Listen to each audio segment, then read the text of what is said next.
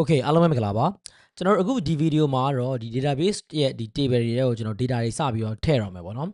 ကျွန်တော်အခုဆိုလို့ရှိရင်ကျွန်တော်တို့ရဲ့ ERD ကိုကျွန်တော်တို့သုံးပြီးတော့ကျွန်တော်တို့ရဲ့ database တွေကိုစပြီးတော့ဒီ table တွေကိုကျွန်တော်တိစောက်ပြီးသွားပြီဂျားထဲမှာရှိတဲ့ relationship တွေကိုလည်းကျွန်တော်တို့ကဖန်တီးပြီးသွားပြီကျွန်တော်တို့မှာစပြီးသုံးလို့ရတဲ့ database တစ်ခုရှိလာပြီလို့ကျွန်တော်တို့ကပြောလို့ရတယ်အဲ့တော့စပြီးတော့ကျွန်တော်အသုံးပြုတော့မယ်အသုံးပြုဖို့အတွက်ကျွန်တော်တို့ဒီပါလဲဆိုရင် data တွေစပြီးတော့ထည့်တော့မယ်data တွေစပြီးထည့်တော့ဖြစ်တဲ့ကြောင့်မို့ကျွန်တော်တို့ကတနည်းအားဖြင့်ဗျာကျွန်တော်တို့ DML ပေါ့ data manipulation language တနည်းအားဖြင့်ကျွန်တော် feature အဖြစ်ပြောရင်ကျွန်တော်တို့က CRUD စလုပ်တော့မယ်CRUD ဆိုကျွန်တော်တို့ create ပြီးကျွန်တော်တို့ read ပြီး update ပြီး delete ပါတော့ဒီ feature လေးခုကိုကျွန်တော်တို့စပြီးတော့ဒီဟာတွေလုပ်လို့ရတဲ့ command တွေကိုစပြီးကျွန်တော်လေ့လာကြည့်အောင်အဲ့တော့ကျွန်တော်တို့ဒီ data တွေကိုဒါကျွန်တော်တို့ insert ဒီ create ဆိုရလဲကျွန်တော်တို့ဗျာဒီမှာဆိုရင်ကျွန်တော်တို့ကဒီ table တွေကို data ထည့်မှာဆိုလို့ရှိရင်ကျွန်တော်တို့ insert လုပ်တယ်ပေါ့ပြီးရင်ကျွန်တော်တို့က data တွေကိုကျွန်တော်တို့ပြန်ဖတ်မယ်ဖတ်ကြည့်ရခါမှာကျွန်တော်ဘယ်လို command တွေကိုသုံးမလဲပြီးရင်ဒီရဲ့ရှိတဲ့ data တွေကိုကျွန်တော်တို့ information တွေကို update လုပ်မယ်ပြီးရင်ကျွန်တော်တို့ delete လုပ်မယ်စသဖြင့်ဒီဟာတွေကျွန်တော်တို့စပြီးလုပ်ဖို့အတွက်စပြီးတော့လေ့လာရမယ်အဲ့တော့ကျွန်တော်တို့မှာဒီ table တွေအများကြီးရှိတယ်ကျွန်တော်တို့မှာပြန်ရေးကြည့်မယ်ဆိုလို့ချင်းကျွန်တော်တို့မှာဘာ table တွေရှိလဲဆိုရင်ကျွန်တော်တို့မှာ book table တွေရှိတယ် book copy table တွေရှိတယ်ပြီးရင်ကျွန်တော်တို့က publisher ရှိတယ်ပြီးရင် author နောက်ပြီးကျွန်တော်တို့ကGNERES generous ပြီးလို့ရှိရင်နောက်ထပ်ကျွန်တော်တို့ဘာရှိသေးလဲ loans members staff ဒီ table တွေကျွန်တော်တို့ရှိရပြီးလို့ကျွန်တော်ဂျားထဲမှာတခြား abbreviation table လည်းရှိရ code table ကဒါတွေကျွန်တော်တို့ရှိရလို့ပြောလို့ရတယ်ပေါ့အဲ့တော့ဆိုတော့ကကျွန်တော်တို့ကစပြီးတော့ကျွန်တော်တို့ကဒီမှာ data တွေစထည့်တော့မယ် data တွေစထည့်ရမယ်ဆိုလို့ကျွန်တော်တို့ကဘယ်လိုထည့်မလဲပေါ့နော်အဲ့တော့ကျွန်တော်ဒီတိုင်းထည့်ချင်တိုင်းထည့်လို့မရဘူးဘာလို့လဲဆိုတော့ကျွန်တော်ဥပမာကျွန်တော် book table ကိုစပြီးကျွန်တော်တို့ထည့်မယ်လို့စဉ်းစားလိုက်မယ်အဲ့တော့ book table မှာကျွန်တော်တို့ဘာတွေပါလဲပေါ့ကျွန်တော်တို့ရဲ့ဒီမှာဆိုရင် book table မှာဆိုရင်ကျွန်တော်တို့ကဘာတွေပါနေလဲဆိုလို့ချင်းကျွန်တော်တို့က publisher ID ဘာတွေပါနေအဲ့တော့ publisher ID ပါနေဖြစ်တဲ့ကြောင့်မို့ကျွန်တော်တို့က publisher table ကိုကျွန်တော်တို့အရင်တိစောက်ထားမှာရမယ်အဲ့တော့ဘာလို့ဆိုတော့ကျွန်တော်တို့ဒီစပြီးတော့ကွာဘယ်လိုပြောမလဲဒီ foreign key သုံးမထားတဲ့ table တွေကိုစပြီးတော့ကျွန်တော်တို့ data ထည့်လိုက်မယ်ပေါ့ဥပမာ publisher ဆိုလို့ရှိရင်ကျွန်တော်တို့ကသူ့ရဲ့ key ကိုပဲတခြားနေရာမှာကျွန်တော်တို့က foreign key အနေနဲ့ထည့်ထားတာသူ့ထဲမှာဘယ် table ရဲ့ကျွန်တော်တို့ key ကိုမှယူမသုံးတော့ဘူးအဲ့တော့ publisher ကိုကျွန်တော်စပြီးတိစောက်လို့ရတယ်အဲ့လိုပဲကျွန်တော်တို့ step ကိုလည်းကျွန်တော်တို့ဒီစပြီး data ထည့်လို့ရပြီပြီးသွားပြီဆိုလို့ကျွန်တော် order ဆိုလို့ရှိရင်လည်းကျွန်တော်စပြီးကျွန်တော်ထည့်လို့ရပြီ general ဆိုလည်းကျွန်တော်ထည့်လို့ရပြီပြီးတော့မှကျွန်တော်တို့ကဒီ book တို့ဘာလို့ထည့်မယ်ဘာလို့လဲဆိုတော့ကျွန်တော်တို့ကဒီမှာ book ထဲမှာဆိုလို့ရှိရင်လည်း publisher ID ပဲကျွန်တော်တို့ကယူသုံးလာတာဟုတ်အဲ့လိုပဲဒီဘက်မှာကျွန်တော်တို့က book general ကိုစောင့်မယ်ဆိုလို့ရှိရင်လည်းဒီရဲ့ ID တွေကိုကျွန်တော်ယူသုံးလာတာဆိုတော့အလွယ်အားဖြင့်ကျွန်တော်တို့မှတ်လို့ရတယ်ကွာဘယ်သူရဲ့ key ကိုမှကျွန်တော်တို့ဒီ foreign key အနေနဲ့ယူမသုံးထားတဲ့ table တွေကိုစပြီးတိစောက်လိုက်မယ်ဥပမာ step တို့ publisher တို့ generals တို့ order တို့ဒါတွေကိုကျွန်တော်စပြီးတော့တိစောက်လိုက်မယ်အဲ့တော့စပြီးတိစောက်တယ်ဆိုတော့ sorry data စပြီးထည့်လိုက်မယ်ပေါ့data စပြီးကျွန်တော်တို့ထည့်ရအောင်အဲ့တော့ကျွန်တော် order နဲ့ကျွန်တော်တို့စလိုက်မယ် order နဲ့စမယ်ဆိုကျွန်တော်တို့ဒီ data ထည့်တဲ့ command ကိုကျွန်တော်စပြီးလေ့လာရအောင်အဲ့တော့ကျွန်တော်တို့ဒီ LVMS ပေါ်မှာကျွန်တော်တို့က query to ခေါ်လိုက်မယ်အဲ့တော့ data စထည့်မယ်အဲ့တော့ data ထည့်ရဆိုလို့ရှိရင် command ကကျွန်တော်ဗာလဲဆိုတော့ insert ဆိုတဲ့ဒီ command ကိုသုံးတယ်အဲ့တော့ကျွန်တော်တို့ဒီ table ဆောက်တယ်ဆိုလို့ရှိရင် create table ပေါ့ဒါဆိုကျွန်တော်တို့က insert into ပေါ့insert into ပြီးတဲ့အခါမှာကျွန်တော်တို့ကဘယ် table တွေကို data ထည့်မှာလဲဆိုတာကိုပြပေးရမယ်အဲ့တော့ကျွန်တော်တို့ကလက်ရှိ order တွေကိုထည့်မယ်ပေါ့ orders ဟုတ်ပြီပြီးသွားတဲ့အခါမှာကျွန်တော်ဘယ် column တွေမှာထည့်မှာလဲဥပမာကျွန်တော်တို့ဗျာorder မှာဆိုလို့ရှိရင်ကျွန်တော်ဘယ် column တွေပါလဲကျွန်တော်ကြည့်ရအောင်ကျွန်တော် order မှာဆိုလို့ရှိရင်ကျွန်တော်တို့က order ID first name last name birth date nationality ဒါတွေကျွန်တော်တို့ပါတယ်ပေါ့အဲ့တော့အဲ့လိုပါဖြစ်ကြမို့ကျွန်တော်တို့ဒီစပြီးတော့ထည့်မယ်အဲ့တော့ first name last name birth date nationality ကတော့ကျွန်တော်တို့ဒီထည့်ရမှာပေါ့နော်ဒါပေမဲ့ဒီမှာဆိုကျွန်တော်တို့ order ID ကထည့်ပြမလို့ဘာလို့လဲဆိုတော့ကျွန်တော်တို့က serial ဆိုတဲ့ data set ကို data type ကိုကျွန်တော်ကသုံးတာဖြစ်တဲ့ကြောင့်မလို့သူဒီကျွန်တော်တို့ပထမဦးဆုံးထည့်လိုက်တဲ့ order ဒီသူ့ဘာသူ order ID က1ဒုတိယဟာဒီ2တတိယဒီ3သူ့ဘာသူ automatically ကျွန်တော်တို့ increment ဖြစ်သွားလိမ့်မယ်ပေါ့နော်သူက automatic ထည့်သွားလိမ့်မယ်အဲ့ကျွန်တော်တို့ဒီ first name ကစထည့်ရင်ကျွန်တော်တို့ရပြီပေါ့အဲ့တော့ဒါဆိုကျွန်တော်တို့ဒီ first name column မှာ data ထည့်မယ် first name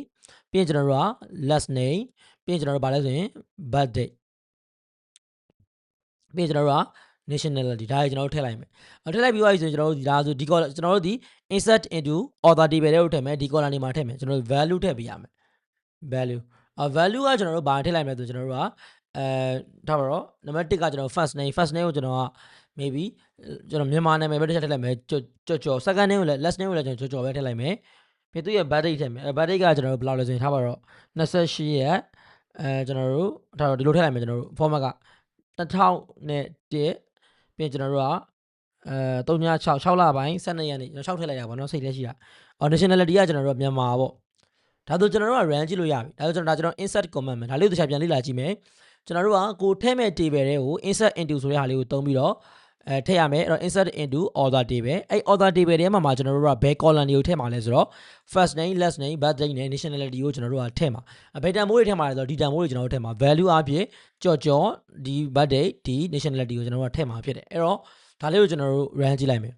okay တော့ကျွန်တော်တို့မှာ query return successfully လို့သူပြောတယ်ပြောချင်တာကျွန်တော်တို့ရဲ့ query က data ဝင်သွားပြီပေါ့နော်အဲ့တော့ကျွန်တော်တို့ရဲ့ author table တွေကိုကျွန်တော်ဝင်သွားပြီအဲ့တော့ဒါကကျွန်တော်တို့ဗာလဲဆိုလို့ရှိရင်ဒါကကျွန်တော်တစ်ခုချင်းထည့်တာကျွန်တော်အဲ့လိုမထည့်ပဲအများကြီးထည့်လို့လည်းရတယ်တခါတည်းကျွန်တော်ရေးလို့ရတယ်ဥပမာဒီလိုမျိုးပေါ့ကျွန်တော်ဒီမှာဆိုကျွန်တော်တို့ကကြော်မို့တော့ဒီခါကျကျွန်တော်အောင်လို့ထည့်လိုက်မယ်အဲ့တော့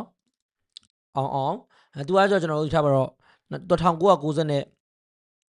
6မှာမွေးတယ်ပေါ့နော်ပြောရရင်ကျွန်တော်တို့ကဟိုထားပါတော့သူ9လပိုင်းမှာသူကမွေးတယ်12ရက်ပဲထားပါမြန်မာပေါ့ပြီးရင်နောက်ထပ်ကျွန်တော်တို့ထပ်ပြီးတော့တခါတည်းထည့်ရင်ဆိုကျွန်တော်တို့မှာထည့်လို့ရသေးတယ်အဲ့တော့ကျွန်တော်တို့ကဒီမှာကျတော့များပေါ့နော်နည်းနည်းတော့ကျွန်တော်စားတယ်နော်ဟို author နာမည်တွေကများလို့ကြော်လို့ဖြစ်နေတော့အဲ့တော့ okay ဒါကတော့များပေါ့နော်အဲ့သူကတော့ကျွန်တော်တို့ဒီ2000ခုနှစ်မှာမွေးတယ်ပေါ့ဗျာသူကလက်ရှိ4လပိုင်းမှာသူကမွေးတယ်ပေါ့သူကလည်းမြန်မာပဲပေါ့နော်အဲ့ပြီးတော့ကျွန်တော်နောက်ထပ်တစ်ယောက်ထည့်လိုက်မယ်နောက်တစ်ယောက်ကကျွန်တော်တို့ဂျပန်ထည့်လိုက်မယ်ဗျာ Haruki နော်ပြီးရင်ကျွန်တော်တို့သူကHaruki Murakami နော်ကျွန်တော် okay ပြီးရင်ကျွန်တော်တို့သူ့ရဲ့ birthday ကဒါပါတော့1949 3 တလပိုင်း12ရက်နေ့ပဲထားပါတော့ကျွန်တော်တို့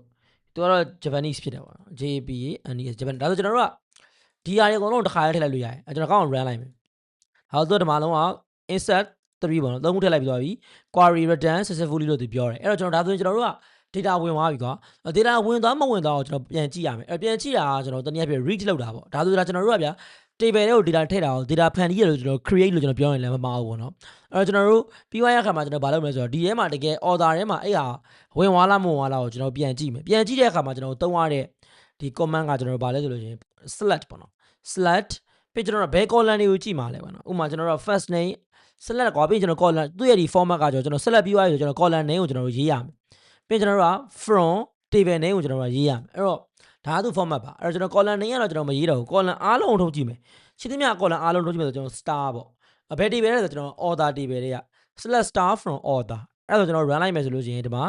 ကျွန်တော်တို့ရဲ့ဒီမှာထည့်လိုက်တဲ့ဟာတွေကိုမြင်နေရပြီအဲ့တော့ဒီမှာဆိုတူလား ID တွေကသူ့ဘာသူ1 2 3 4သူ့ automatically increment လောက်သွားတယ်ကျွန်တော် first name last name birth date nationality ကိုကျွန်တော်စပြီးတော့ကျွန်တော်မြင်ရပြီအဲ့တော့ကျွန်တော်တခုဆိုရင်ဒါကျွန်တော်နှစ်ခုလေ့လာသွားတယ် insert နဲ့ဟို select ပေါ့နော် insert into ကကျွန်တော်ဒါ data table ရဲ့ data ထည့်တာဟို select ကကျွန်တော်ဒီ table ထဲမှာရှိတဲ့ data ကိုပြန်ထုတ်ကြည့်လို့ရတယ်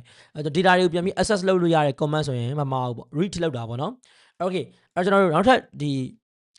ဒီ star ဆိုတာလေးကကျွန်တော်ဒီ column အားလုံးကိုရင်းညွှန်းနေပေါ့နော်အဲ့မှာကျွန်တော် star မသုံးမဲနဲ့ column နာမည်ပဲထည့်မယ် column I ထားတော့ author ID နဲ့ကျွန်တော်က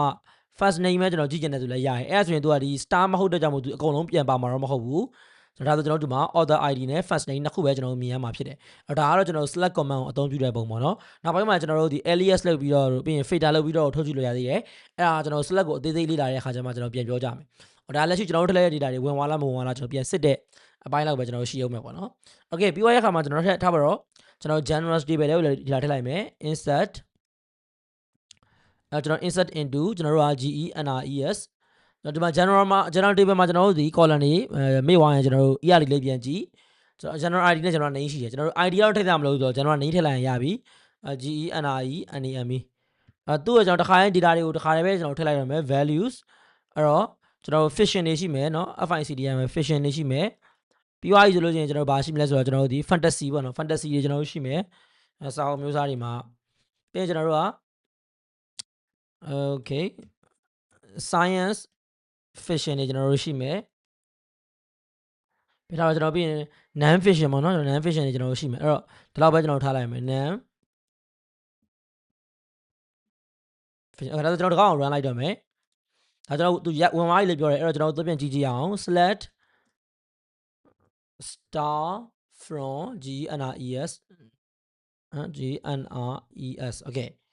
အဲ့တော့ကျွန်တော်ဒီမှာကျွန်တော်ထည့်လိုက်လိုက်ဝင်သွားပြီအဲ့တော့ဒါဆိုကျွန်တော်ဒါ insert ပေါ့နော်အဲ့တော့အဲ့လိုပဲကျွန်တော်ဟိုဒီနောက်တစ်ဗီဒီယိုမှာတော့ကျွန်တော် publisher တို့ book တို့ကျွန်တော်စပြီးကျွန်တော်ထည့်တော့မယ်ပေါ့နော် publisher တို့